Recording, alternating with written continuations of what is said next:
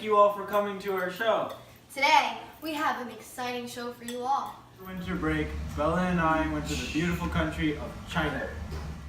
While we were there, we visited some of the most fascinating places in China. Here are some of the clips. Here are some images of the Great Wall.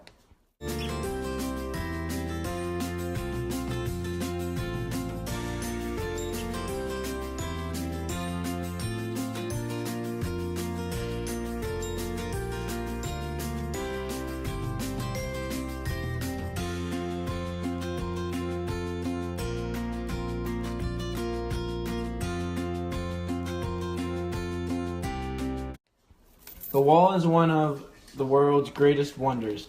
It stretches along the northern borders of China. Emperor Shi Huangdi ordered the construction of the wall during the Qin dynasty. This wall was built to keep invaders from the north out, but was not completed until the Ming dynasty. While the wall was constructed to keep out invaders, it failed due to the Mongol invasion. Due to the Mongols' superior fighting tactics, such as its use of horses and men during battles, and kids often learned skills of war at an early age. They would draw out people in cities with fire and pick them off one by one.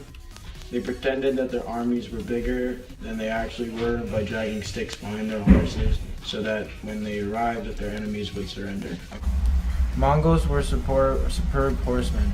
They could travel over 120 miles on horse in one day. They invented the stirrup so they could turn and shoot their arrows at people while riding a horse. They would often drink their horse's blood to survive long trips without food or water. With their bows, the Chinese stood no chance. The Mongols destroyed everything in their path. They destroyed universities, killed millions of people, libraries, and often destroyed irrigation systems that were thousands of years old.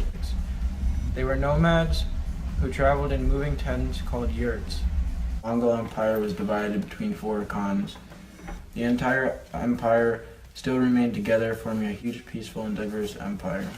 The Mongol Empire became very safe for travelers and traders. Trade between China and Europe flourished. Marco Polo visited and wrote a book about all the great Chinese inventions and culture. He brought back to Europe silk and other goods which promoted trade and eventual great wealth to the Chinese. Mongol trade helped bring the compass, printing, and gunpowder to Europe, as well as it brought disease. And now, over to Bella in beautiful Beijing.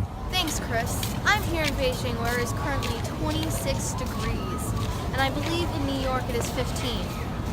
China has one of the biggest populations in the world. It is 1.3 billion and growing, which is 5 times more than the population. I'm going to take you to one of the silk places. I'm in Yaohang of Beijing, where they sell traditional silk fans, one of the finest arts of China, and the finest chopsticks made of seashells and jade, and finest wood and bamboo. Now, when we come over here, we have Zodiac. This represents the Chinese New Year. It is found in Taoism, the yin and yang, balance in nature. I am born in 2003, so I am the goat.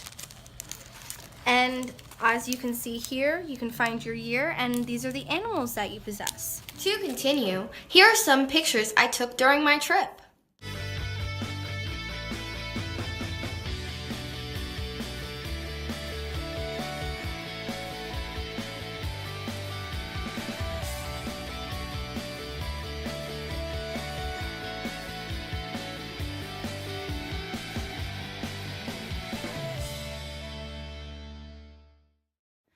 During my amazing trip in Beijing, I learned so many things about China's culture.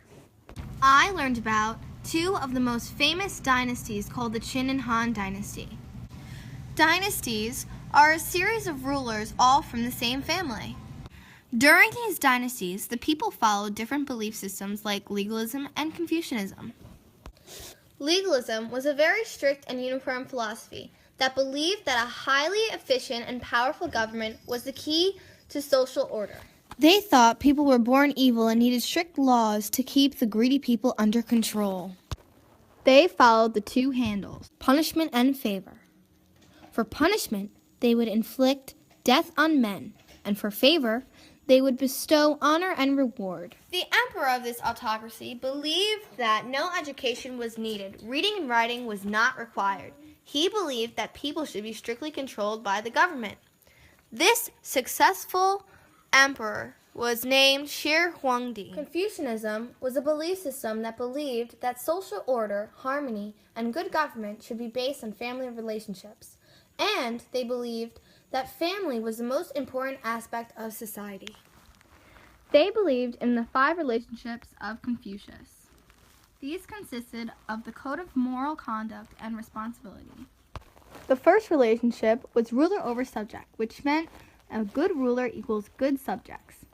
To continue, the rest of the relationships were husband over wife, father over son, and older brother over youngest brother. And the last relationship was when a friend is equal with a friend, which means good friends equals respect and consideration for others. Now, during the Han Dynasty, one of the biggest achievements was the creation of the Silk Roads. Increased travel, trade, and cultural diffusion. Products traded on these roads were gold, cotton, fruit, spices, and animals. But the biggest one was silk. Silk is a very soft fabric used for clothing. Silk comes from silkworms that form cocoons. People use those cocoons as their silk thread and weave all the thread to make lovely clothing.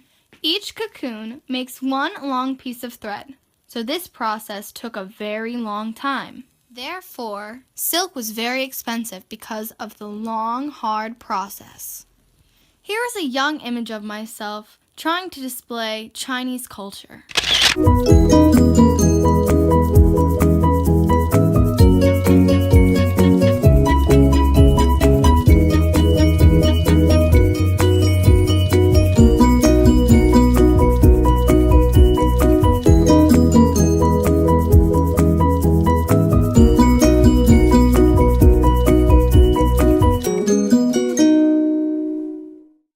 Now, let's take it over to our co-host, Tristan Alfonso, in the Himalayan mountains. Thank you, Bella. I'm Tristan coming from the Himalayas, the world's largest mountain range.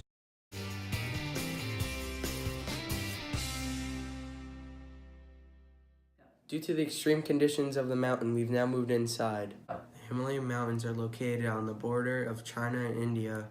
They act as a natural barrier, creates cultural diversity, limits trade and travel, and limits cultural diffusion. The Gobi Desert acts as a natural barrier, limits trade and travel, limits cultural diffusion, and helps create ethnocentrism in China.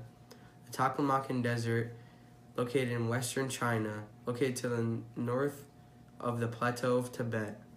The word Taklamakan means go in and you never come out.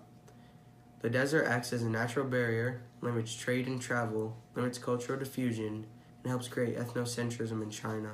The Yellow River is located in northern China, flows west to east, flows into the Yellow Sea, called yellow because of the silt and sand deposited by the river. Home to permanent settlements like the Shang Dynasty. River provided fresh water for people, plants, and animals. The sand created fertile soil after the river flooded. This was great for farming. The Chang River is located in central China, flows from west to east, flows into the East China Sea, longest river in China, home to permanent settlements like the Zhou Dynasty. River was good for trade and transportation. The people also used the river for irrigation to water crops. China also has seasonal monsoons that bring large deposits of rain and long dry seasons without any water. Without any water, it's hard to grow crops and farm. And we're back with only a minute to spare. Chris here is going to talk to you about Foot binding.